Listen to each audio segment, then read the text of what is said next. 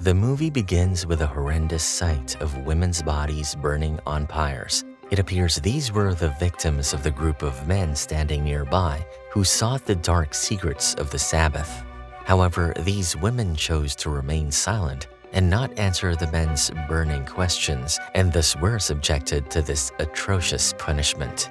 Among these men are Judge Rostegui and his advisor Salazar, tasked with identifying women involved in the Devil's Sabbath. Since the year is 1609 in the Basque country, the women are deemed guilty until proven innocent, even if it means punishing them based on mere suspicion. Upon receiving the news about 5 girls, Anna, Cataline, Maria, Mitre, and Olaya, dancing around a fire in the middle of a forest, they are arrested by the state guards on suspicion of witchcraft. The girls are stripped and locked in a dungeon, puzzled as to why they are there. They start blaming Cataline, who was interrogated before she was brought in. They suspect Cataline has done something wrong and is now implicating all of them. Their squabble is interrupted when the guards arrive and take each one for individual interrogation. When it is Anna's turn, she is presented to Judge Rostegui, who was brought in before her, has confessed to being a witch. Judge Rostegui employs every means at his disposal to extract information about the Devil's Sabbath that they were supposedly involved in, which was in fact just the girls merrymaking and singing an old song around a bonfire. Blinded by his conviction in witches and the devil, the judge drops many leading questions and twists the facts to sound like a confession. The innocent girls are brainwashed, particularly Cataline, who is led to believe that the other girls offered her to Lucifer and then erased her memories, so she doesn't remember anything that transpired during the Sabbath. Later that night, Onika, another village girl, visits their dungeon and wakes Anna and the others. She reveals that Anna's grandmother sent her, with a warning for them to escape the dungeon, and the guard catches her and places her in the dungeon with the 5 girls. Using dried grass and fire from the lamp, they make a small bonfire and sit around it. Onika tells them that someone in the village informed Anna's grandmother that women are being arrested in all the villages and turned into heat and light sources, prompting her to send Onika in haste. Meanwhile, Judge Rostegui, Salazar, the Basque priest, and others are dining on food that, according to Salazar, is unfit for human consumption. Judge Rostegui questions the priest about why his country has fallen victim to witchcraft. The priest attempts to reason, providing an unreasonable explanation, blaming religion and monsters for the feeble minds of his countrymen.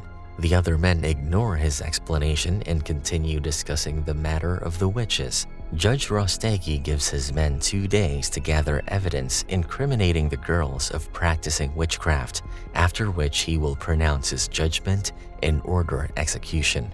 His staunch belief that he is on a mission to eradicate any act of blasphemy leads him to perceive even an innocent act of dancing as unruly. At that moment, he seems no less than a devil, performing his deeds under the guise of eliminating evil. The next morning, the girls wear solemn expressions, apprehensive about what awaits them. To lighten the mood, Olaya begins acting out her interpretation of a witch, causing the other girls to laugh. Suddenly, Anna comes up with a plan and decides to play along with the story, confessing to celebrating a Sabbath. She has noted Judge Rostegui's obsession with understanding what a Sabbath entails and knows that until he witnesses it himself, he will not harm the girls.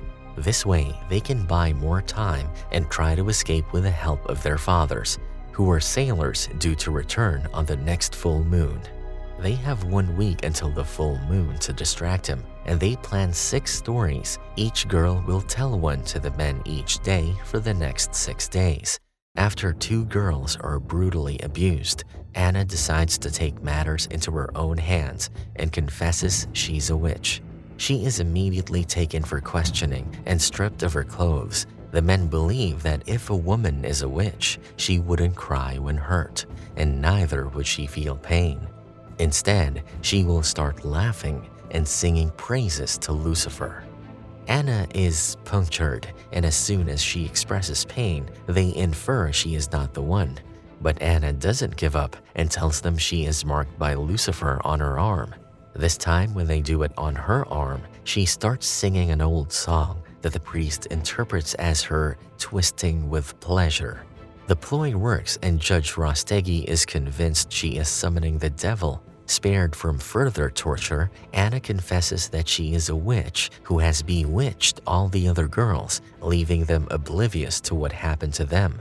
Anna manipulates the events in such a way that it seems she indeed is a witch, and she leaves the rest to Judge Rostegui's and Salazar's imagination, who interpret certain words believed to be associated with the devil in their own way, connecting the loose ends. In reality, Anna and the other girls were just having a fun day in the forest and had tried wine for the first time. In their merriment, they started dancing around the fire, joyfully singing songs to express the swell of emotions they felt, free from any worries. Using her beauty and steady gaze, Anna mesmerizes Judge Rostegui, even suppressing a smile when she describes Lucifer's appearance as ironically similar to Judge Rostegui's, adding that he had a tail in front. For Judge Rostegui, the explanation is almost thrilling, and he goes as far as to describe the carnal act, to which Anna starts moaning, which increasingly grows louder. However, she is interrupted when one of the guards places a sack over her face, ostensibly to thwart her efforts of bewitching Judge Rostegui. She is then made to sign her confession and sent back, putting on a brave face, thinking at least her friends will be spared from the punishment that awaits her.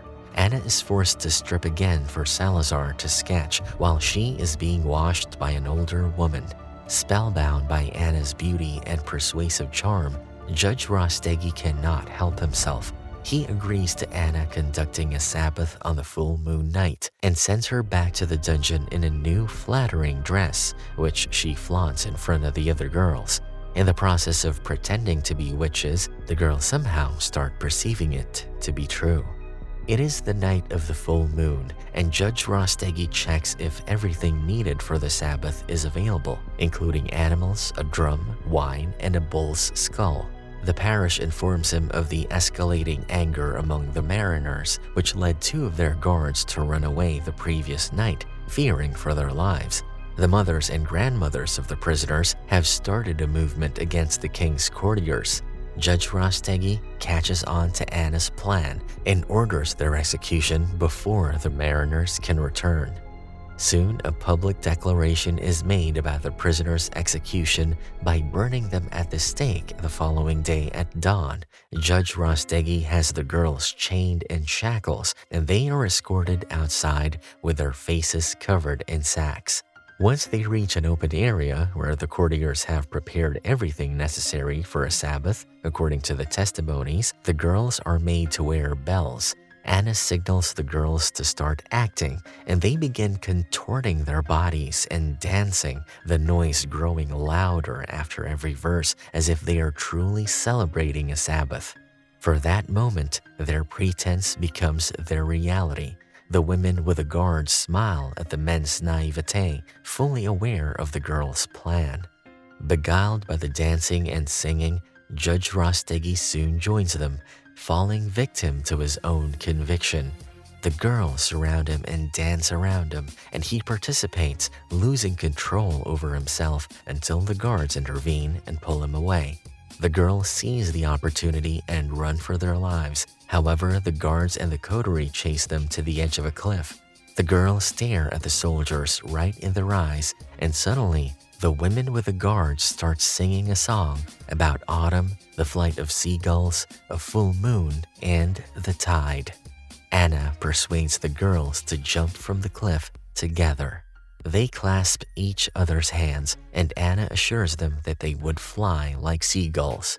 And as the camera pans to the bend and back, the girls are gone, leaving only a burning torch. And that's a wrap for this movie recap. Thanks for watching.